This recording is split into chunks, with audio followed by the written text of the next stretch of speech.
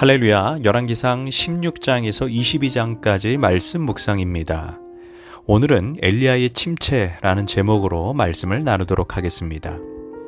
엘리야는 갈멜산에서 바알과 아사라의 선지자 850명과 대결해서 큰 승리를 거두게 됩니다. 그뿐만 아니라 엘리야가 갈멜산에서 하늘문을 닫았을 때 성경은 3년간 비 한 방울 내리지 않았다고 말합니다. 그러나 그가 갈멜산에서 하늘문을 열었을 때 비가 억수같이 내렸다라고 말합니다. 그는 기도로 하늘문을 열기도 하고 닫기도 하는 사람이었습니다.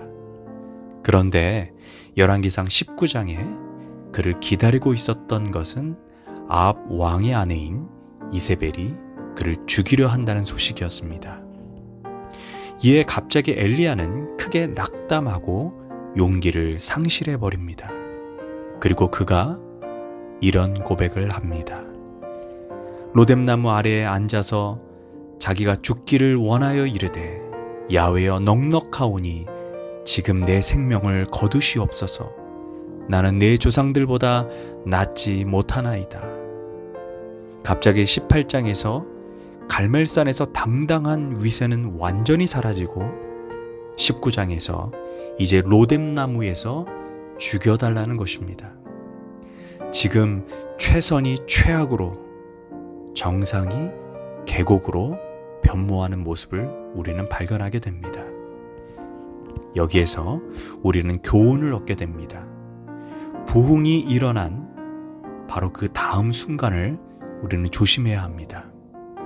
하나님의 축복이 내게 임한 그 다음 순간을 조심해야 합니다.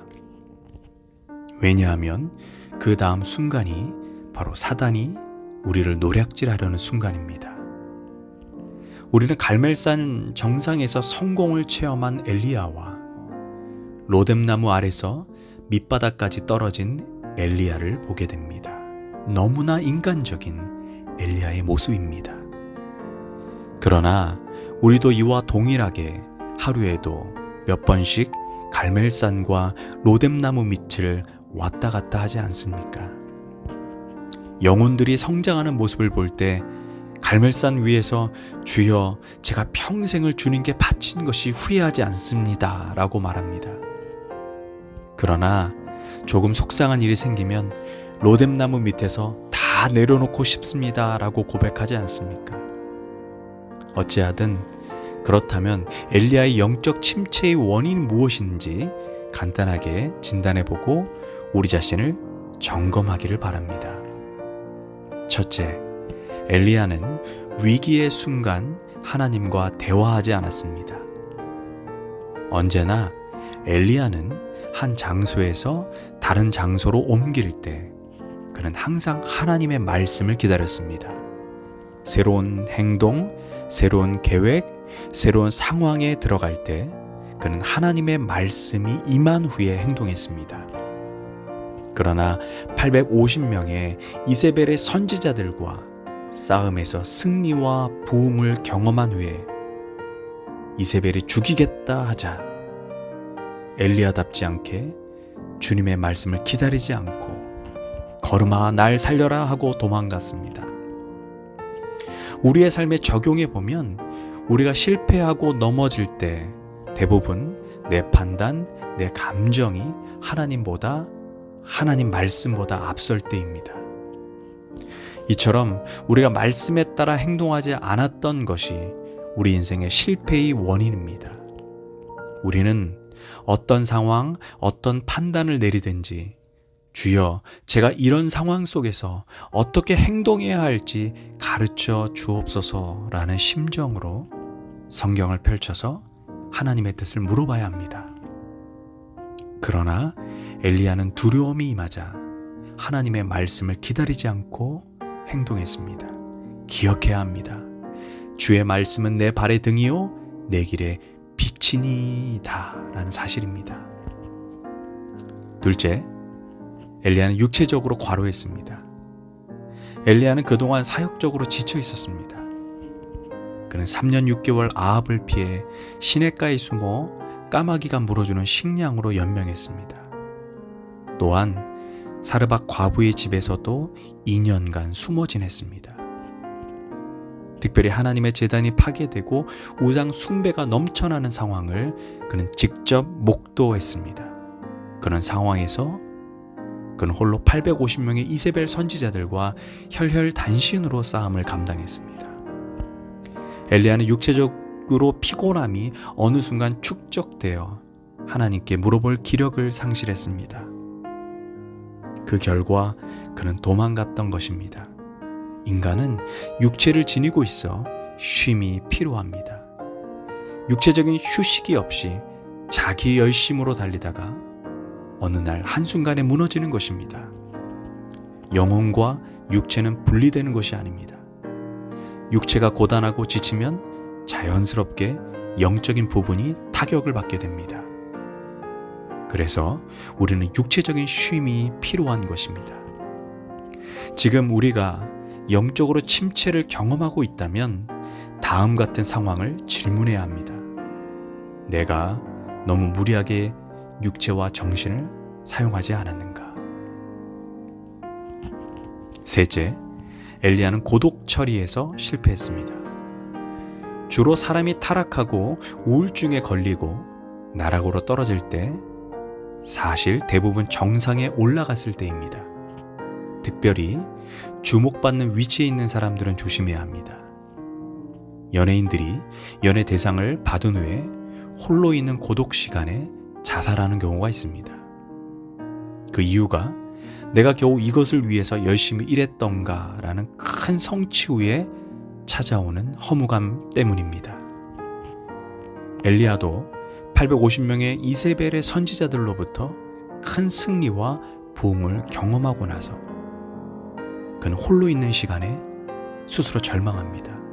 주님, 나 이외에 모든 선지자들이 다 죽었습니다. 라는 절망감과 우울증에 빠지게 됩니다. 여기에서 우리도 질문해야 합니다. 당신은 고독할 때 무엇을 하십니까? 혼자 있을 때, 잠이 오지 않았을 때, 밖으로 나가 방황하십니까? 아니면 인터넷을 무의미하게 보고 있습니까?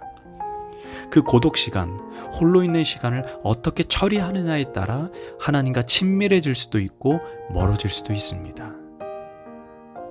그런데 예수님은 제자들이 자신을 버리고 홀로 있을 때 그는 이런 고백을 합니다. 보라, 너희가 다 각각 제 곳으로 흩어지고 나를 혼자 둘 때가 오나니 벌써 왔도다. 그러나 내가 혼자 있는 것이 아니라 아버지께서 나와 함께 계시느니라. 이처럼 주님은 홀로 있는 시간에 세상의 위로가 아닌 하나님의 위로와 친밀함을 누렸습니다. 그래서 예수님은 자신의 사명을 완수할 수 있었던 것입니다. 넷째, 엘리야는 하나님보다 상황에 집중했습니다. 열왕기상 19장 3절에 엘리야가 상황을 보고 일어났다라고 말합니다. 엘리야는 지금까지 자기와 함께 하신 하나님께 집중하지 못하고 자기를 죽이겠다는 이세벨에게 집중한 것입니다. 성경을 보면 하나님의 백성들이 실패할 때 항상 상황을 하나님보다 위에 둘 때입니다. 홍해 바닷가에서 우왕좌왕하면서 모세를 원망하던 이스라엘.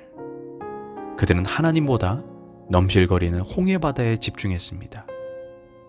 물 위를 걸어가던 베드로도 예수님만 바라볼 때 거친 파도를 걸을 수 있었으나 시야를 돌려 거친 파도를 보자 그는 실패하게 됩니다.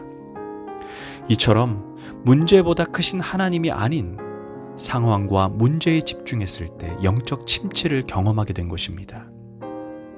우리도 지금 이런저런 이유로 엘리야처럼 영적 침체를 앓고 있다면 우리 자신을 진단하고 다시 하나님과 관계를 회복해야 합니다.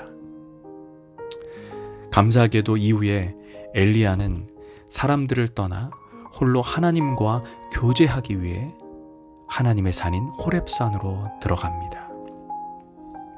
그곳에서 그는 하나님과 깊은 대화를 나누고 위로와 쉼을 경험하고 육체적 안식을 누리게 됩니다. 그런 후에 그는 다시 사명을 발견했습니다. 지금 우리도 힘든 영적 침체 시간에 있다면 다른 곳에서 위로를 찾지 말고 하나님과 단둘이 골방으로 가셔서 나를 기다리고 품어주시길 원하시는 하나님의 넓은 품을 경험하시길 바랍니다. 기도하겠습니다. 하나님, 주님만이 나의 힘입니다. 세상에 덧없는 사람을 의지하지 않게 하소서. 예수님의 이름으로 기도합니다. 아멘.